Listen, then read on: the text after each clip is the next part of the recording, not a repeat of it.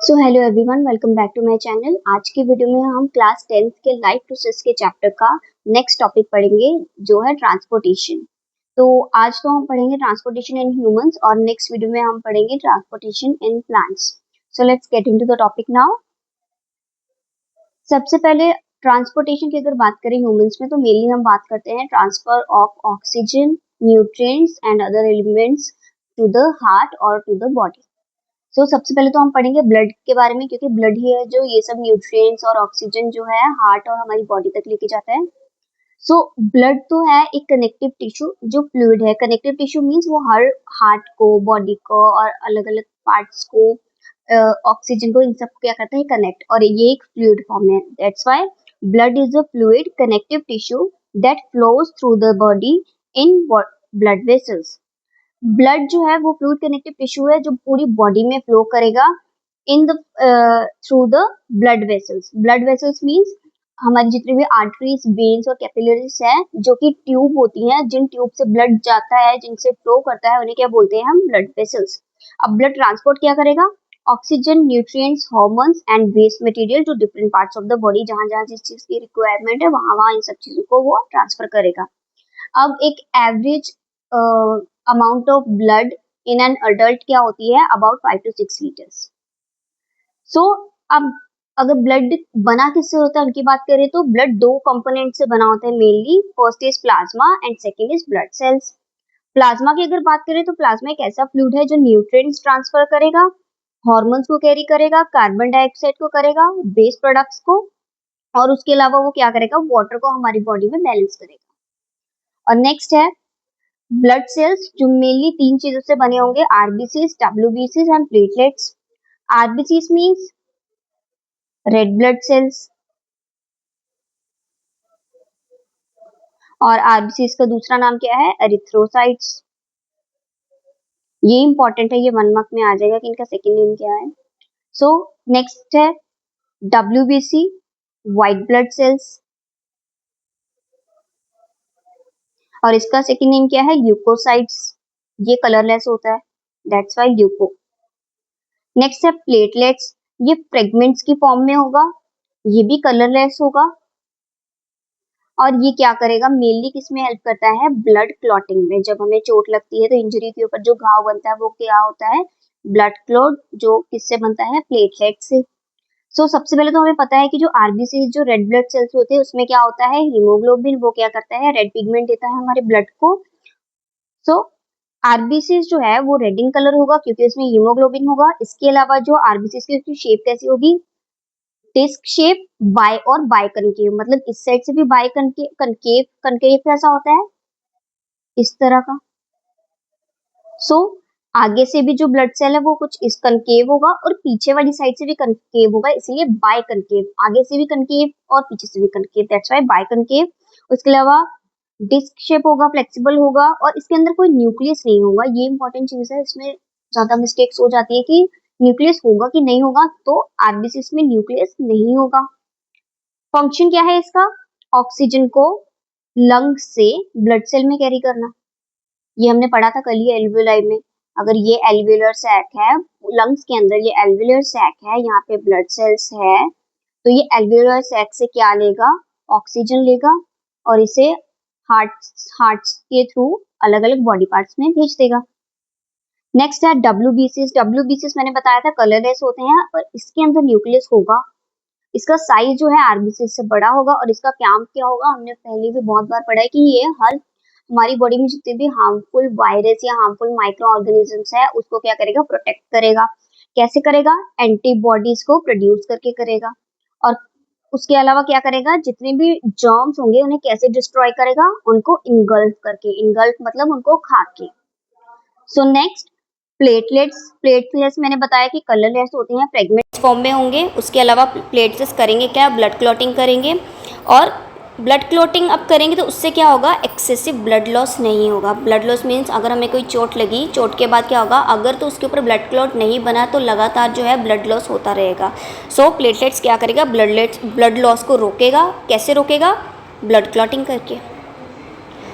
अब हम पढ़ेंगे मेन पार्ट हार्ट के बारे में, तो हार्ट के बारे में बेसिक चीज़ें जो हमें पता है कि हार्ट क्या होगा, एक मस्कुलर सैक होगा, हमारी फिस्ट जितना उसका साइज़ होगा, फिस्ट मीन्स बंद मुट्ठी जितना उसका साइज़ होगा, मस्कुलर होगा, उसमें 4 चैम्बर्स होंगे और वो कहाँ लोकेट होगा, हमारे चेस्ट में लेफ़्ट साइड, बट बिल्कुल लेफ़्ट साइड नहीं, स्लाइटली लेफ़्ट साइड, और कहाँ होगा, बिटवीन द लंग्स। लंग्स जो है उसको प्रोटेक्ट करेंगे।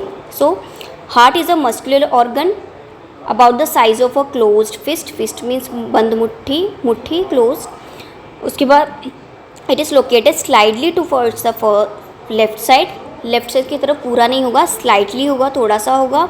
उसके बाद कहाँ होगा, लंग्स के बीच में होगा। अब हमें पता है कि हमारी बॉडी जो है ब्लड को पंप करती है, तो ये एक पंप की तरह काम करेगी। उसके अलावा ये बहुत इंपॉर्टेंट है, 1 मार्क में पूछ लेते हैं कि हार्ट जो है, अब उसको अलग अलग शॉक्स वगैरह अगर हम गिर गए तो हार्ट को बचाने के लिए उसके ऊपर क्या होगी, एक डबल मेम्ब्रेन होगी और उसका क्या नाम होगा, पेरिकार्डियम। हार्ट को प्रोटेक्ट करने के लिए एक डबल मेम्ब्रेन होती है उसके आसपास, जिससे क्या बोलते हैं, पेरिकार्डियम। उसके अलावा हार्ट क्या सप्लाई करेगा, oxygen, nutrients, hormone to all the body parts. Carbon dioxide और अदर वेस्ट प्रोडक्ट्स को वहाँ से निकालेगा। अब जब ब्लड पंप होगा तो उसे क्या बोलते हैं, सर्कुलेशन। हमारे हार्ट से ब्लड पंप होता है, हमें पता है, तो उसको क्या बोलते हैं, सर्कुलेशन। उसके अलावा हमें पता है कि हमारा हार्ट कितनी बार बीट करेगा, अप्रॉक्स 72 टाइम्स पर मिनट, 1 मिनट में अप्रॉक्स 72 टाइम्स बीट करेगा। सो अब हम आगे देखेंगे कि ये ब्लड सर्कुलेशन एग्जैक्टली हमारे हार्ट में होती कैसे है। ये है हमारा हार्ट, इसका डायग्राम आपको आना चाहिए। उसके अलावा मैं आपको थोड़ा सा इस हार्ट डायग्राम का इजीएस्ट वर्जन भी थोड़ा सा मैं बता दूंगी, बट उससे पहले हम उससे भी ज्यादा सिंपलेस्ट फॉर्म में जिससे देख लेते हैं कि एग्जैक्टली ये सर्कुलेशन होती कैसे है। तो फॉर एग्जाम्पल ये हमारा हार्ट है और इस हार्ट के हमने कर दिए 2 पार्ट। ये साइड हुई लेफ्ट, ये है राइट, और यहाँ से भी हमने 2 डिविजन दे दी, ये भी वो ये भी लेफ्ट और ये भी राइट। और ये जो अपर पार्ट है इनको क्या बोलते हैं हम, आर्ट्रिया। और इनकी जो वॉल है वो क्या होगी, थिन वॉल। और ये जो है ये है वेंट्रिकल, और इनकी जो वॉल होगी वो क्या होगी, थिक वॉल। सो सबसे पहले तो हम ये जान लेते हैं कि 4 चैम्बर्स एग्जैक्टली होते क्यों है हार्ट में। 4 चैम्बर्स होते हैं, हमें ये पता लगा, बट होते क्यों है, ताकि ऑक्सीजनेटेड ब्लड और डीऑक्सीजनेटेड ब्लड की इंटरमिक्सिंग ना हो पाए, क्योंकि हमारी बॉडी को बहुत एनर्जी वैसे ही चाहिए। तो ये जब अगर ये हार्ट सर्कुलेशन में कुछ गड़बड़ हुई तो हमारा जो सर्वाइव करना मुश्किल हो जाएगा, और हम बिल्कुल भी अफोर्ड नहीं कर सकते कि गलती से भी ये intermixing of both types of blood हो जाए। इसीलिए 4 चैम्बर्स होते हैं, ताकि एक तरफ से ऑक्सीजनेटेड ब्लड आता रहे और दूसरी तरफ से डीऑक्सीजनेटेड ब्लड जाता रहे। अब ये होगा कैसे, वो हम देख लेते हैं। सो ये इसे हम बोलेंगे लेफ्ट एट्रियम, ये है राइट एट्रियम, ये है लेफ्ट वेंट्रिकल, ये है राइट वेंट्रिकल।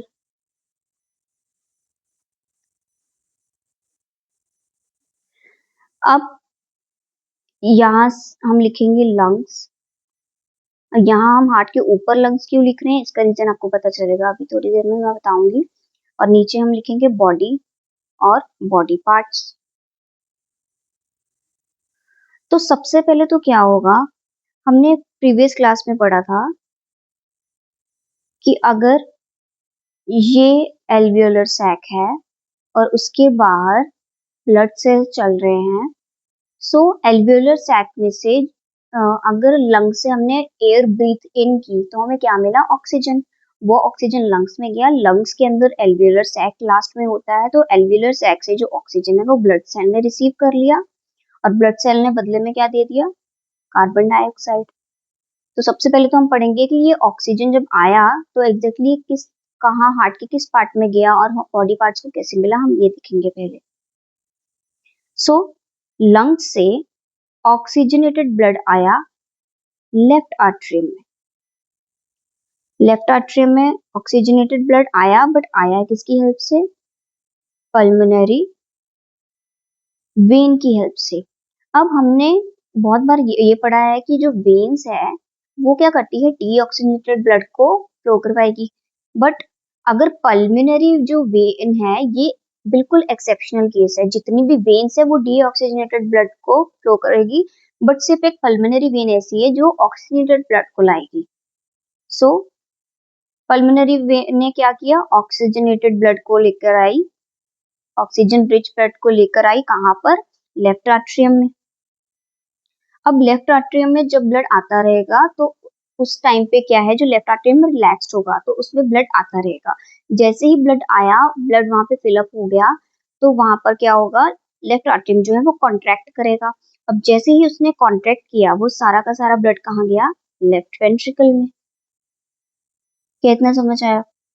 सो अब लेफ्ट वेंट्रिकल में जैसे ही ब्लड आएगा, तो वो एक टाइम के बाद जब उसमें ब्लड फिल हो गया तो वो क्या करेगा, कॉन्ट्रैक्ट करेगा। अब जैसे ही उसने कॉन्ट्रैक्ट किया, वो सारा का सारा ब्लड कहाँ भेजेगा? बॉडी पार्ट्स की तरफ। अब बॉडी पार्ट्स की तरफ भी आया तो अब oxygen rich blood he, but आया किसकी हेल्प से? मेन आर्टरी की हेल्प से। अब मेन आर्टरी कौन सी होती है? अरोटा।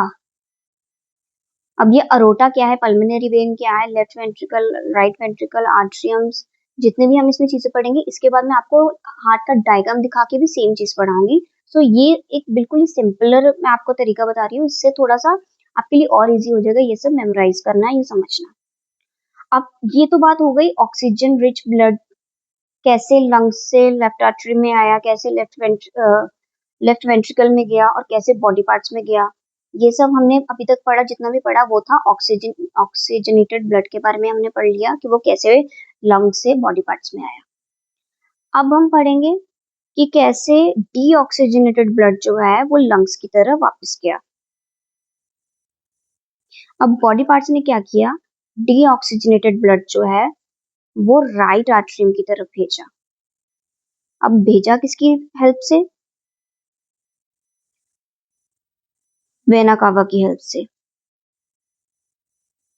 अब लेफ्ट आर्टरियम में भी जैसे ही ब्लड आता गया, जैसे यहाँ पे ब्लड फिल हो गया पूरी पूरी तरह से, तो इसने क्या किया, कॉन्ट्रैक्ट किया। कॉन्ट्रैक्ट करने की वजह से राइट वेंट्रिकल में ब्लड आ गया। अब वो जो राइट वेंट्रिकल है, जब ये भी फिल हो गया तो इसने भी क्या किया, कॉन्ट्रैक्ट किया, और इसने सारा का सारा ब्लड कहाँ भेज दिया, वापस लंग्स में भेज दिया। अब ये भेजा उसने किसकी हेल्प से? पल्मोनरी आर्टरी की हेल्प से। अब आर्टरी भी सेम, ये है एक्सेप्शनल केस है। अब जितनी भी अगर आप नॉर्मल आर्टरीज की बात करो तो वो क्या करेगी, सिर्फ और सिर्फ ऑक्सीजनेटेड ब्लड लेके जाएगी। लेकिन अगर हमने बात की पल्मोनरी आर्टरी की, तो वो कौन सा ब्लड लेके जाएगी, डीऑक्सीजनेटेड या कार्बन डाइऑक्साइड रिच ब्लड को लेके जाएगी। क्या इतना समझ आया? अब ये हमने बात कर ली, ये है एग्जैक्ट तरीका जो ब्लड सर्कुलेशन का हार्ट में होता है। अब अगर इसे ध्यान से देखा जाए, एक तरफ से इतनी इतनी जगह पे हुआ ऑक्सीजनेटेड ब्लड का ट्रांसफर, और यहाँ पर हुआ डीऑक्सीजनेटेड या कार्बन रिच ब्लड का ट्रांसफर। तो क्या दो तरफ से सर्कुलेशन हुई? तो इसे हम क्या बोल देंगे, डबल सर्कुलेशन। अब हम ये सेम चीज आपके जो एनसीईआरटी में जो हार्ट डायग्राम है उससे भी देखेंगे। हालांकि ये डायग्राम भी आप एग्जाम में बना सकते हो, this is very easy to memorise this circulation trick. अब ये रहा आपका हार्ट का डायग्राम। इसमें ये देखो, पल्मोनरी वेन जो थी, मैंने बताया कि ये क्या करेगी, लंग्स से ऑक्सीजनेटेड ब्लड पल्मोनरी वेन लेके आएगी और कहाँ भेजेगी, लेफ्ट आर्टरियम में। और ये कहाँ जाएगा, उसके बाद लेफ्ट वेंट्रिकल में। और लेफ्ट वेंट्रिकल से कहाँ से बाहर निकला, अरोटा से, और अरोटा ने आगे ब्लड कहाँ भेजा, बॉडी पार्ट्स में। अब हम पढ़ेंगे कि जो ये, अब वेना कवा दो तरह के होते हैं, एक अपर एक लोअर, पर यहाँ पे हम बात करेंगे सिर्फ लोअर वाले की। सो लोअर वेना कवा ने क्या किया, डीऑक्सीजनेटेड ब्लड कहाँ भेजा, राइट एट्रियम में। अब राइट एट्रियम ने जब कॉन्ट्रैक्ट किया तो इसने कहा सारा ब्लड भेज दिया राइट वेंट्रिकल में। अब राइट वेंट्रिकल ने जब कॉन्ट्रैक्ट किया इसने सारा का सारा ब्लड कहाँ भेज दिया, लंग्स में, बट किसकी हेल्प से, पल्मोनरी आर्टरी की हेल्प से। क्या समझ आया? अब हम इसे थोड़ा सा और अच्छे से देखेंगे एक बार।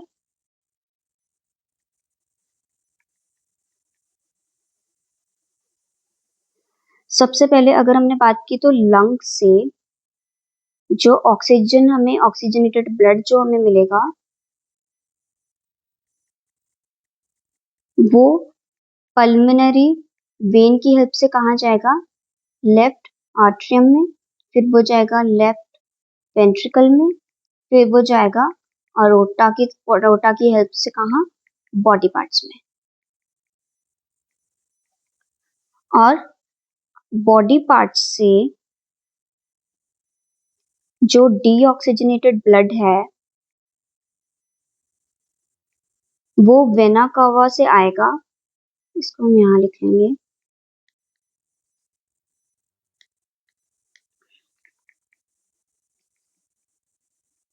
वेना कावा से डीऑक्सीजनेटेड ब्लड आएगा राइट एट्रियम में, वहां से जाएगा राइट वेंट्रिकल में, और फिर वहां से जाएगा पल्मोनरी आर्टरी की हेल्प से दोबारा से लंग्स में। सो ये तो हो गया प्रॉपर पाथ, आपको मैंने दो तरीकों से बता दिया। फर्स्ट ये था, इसको तो आप जितनी अच्छे से कर लोगे उतना अच्छा है, और ये सबसे इजीएस्ट भी है। ये रहा हार्ट, जो आपकी बुक की तरफ से मैंने बता दिया, इसका डायग्राम भी आना चाहिए आपको, लेबल डायग्राम। और अब हम देखेंगे ये ब्लड सर्कुलेशन सिस्टम का ही डायग्राम है, सेम वही चीजें रिपीट हो रही हैं कि यहाँ से लंग से पल्मोनरी वेन की हेल्प से क्या हुआ, यहाँ ऑक्सीजनेटेड ब्लड आया और यहाँ से निकल के अरोटा से बॉडी पार्ट्स में चला गया। वैसे ही यहाँ पे बॉडी पार्ट से वेना कावा की हेल्प से फिर से हार्ट में ब्लड आया और वो कहाँ चला गया, पल्मोनरी आर्टरी की हेल्प से दोबारा लंग्स में। सेम वही चीजें सिर्फ रिपीट हुई है। नेक्स्ट आगे डबल सर्कुलेशन, मैंने बताया था कि दो तरह की सर्कुलेशन हो रही है, एक में ऑक्सीजन रिच ब्लड की, एक साइड से हो रही है कार्बन डाइऑक्साइड रिच ब्लड की, तो उसे क्या बोलेंगे, double circulation. Double circulation is the circular in which blood passes through the heart twice, twice means दो बार, इन वन कंप्लीट साइकिल, जब दोनों एक तरफ से ऑक्सीजन ब्लड आ गया, दूसरी तरफ से डीऑक्सीजनेटेड ब्लड गया, ये पूरा मिलके क्या बनाएगा, वन कंप्लीट साइकिल। मतलब दो बारी डबल सर्कुलेशन हुई, दोनों मिलके क्या बनाएगा, वन कंप्लीट साइकिल। सो इससे क्या होगा, अलग अलग ऑक्सीजन और डीऑक्सीजनेटेड ब्लड हो जाएगा। अब हमें तो पता है कि फोर चैम्बर हार्ट क्यों होते हैं, ताकि intermixing of both the bloods ना हो पाए इन ह्यूमंस। लेकिन जो कुछ हमारे एम्फीबियंस या रेप्टाइल्स हैं उनमें फोर चैम्बर्ड हार्ट नहीं होता, उनमें कितना होता है, थ्री चैम्बर्ड हार्ट। और जो फिशेस है, जो एक्वेटिक है, उनमें क्या होगा, टू चैम्बर्ड हार्ट। सबसे पहले फिशेस का देखेंगे क्योंकि ये सबसे सिंपल है, क्योंकि फिशेस में हमें पता है लंग्स नहीं होते, उसमें क्या होगा, गिल्स। तो उसमें क्या होगा, the blood is pump to the gills, is oxygenated there and pass directly to the rest of body. Blood जो है वो गिल्स में आएगा और यहीं पे डीऑक्सीनेट होगा और यहीं पे ऑक्सीजनेट होगा और यहीं से कहाँ जाएगा, ब्लड में चला जाएगा। इट्स दैट सिंपल, ये कुछ इतना पूछा भी नहीं जाएगा एग्जाम में इसके बारे में।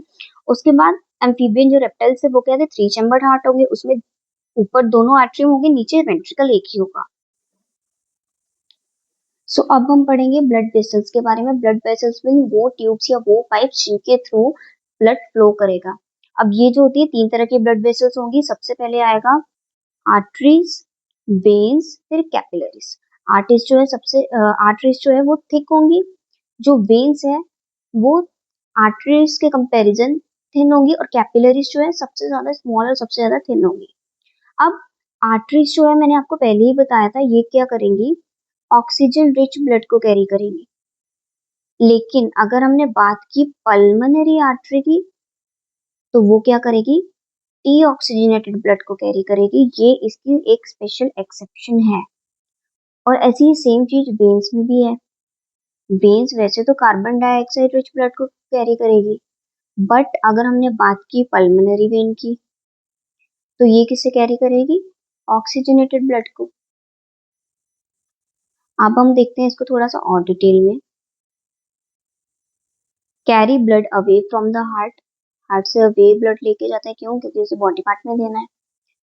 ऑक्सीजनेटेड ब्लड भी कैरी करेगा, लेकिन पल्मोनरी आर्टरी की बात की तो carbon dioxide rich blood carry करेगा। Blood flow under high pressure, इसके अंदर जो है ब्लड बहुत हाई प्रेशर में फ्लो करता है। अब हाई प्रेशर में फ्लो करेगा तो उस आर्टरीज की जो वॉल है उसे स्ट्रांग होना पड़ेगा, तो वो कैसे होंगी? थिक होंगी, इलास्टिक होंगी, मस्कुलर होंगी। अगेन वही चीज कि स्ट्रांग होगी क्योंकि उसमें हाई प्रेशर में हो रहा है, हाई प्रेशर में जो है ब्लड फ्लो हो रहा है। और इसमें क्या होगी? वॉल्व्स नहीं होंगी। अब ये जो आर्टरीज है वो आगे जाके और छोटी छोटी आर्टरीज और वेसल्स में डिवाइड होंगी, जिससे हम बोलेंगे आर्ट्रियोल्स। अब सेम इसका उल्टा होगा वेन्स में। वेन्स क्या है? ब्लड को लेके आएगा टूवर्ड्स द हार्ट, उसको प्योरीफाई करने के लिए। अब ये डीऑक्सीजनेटेड ब्लड वैसे कैरी करेगा, लेकिन पल्मोनरी वेन की बात की तो वो ऑक्सीजनेटेड ब्लड कैरी करेगा। ब्लड जो है यहाँ हाई प्रेशर में फ्लो हो रहा था, यहाँ लो प्रेशर में फ्लो होगा। यहाँ थिक वॉल चाहिए थे तो यहाँ थिन वॉल चाहिए, क्योंकि लो में हो रहा है।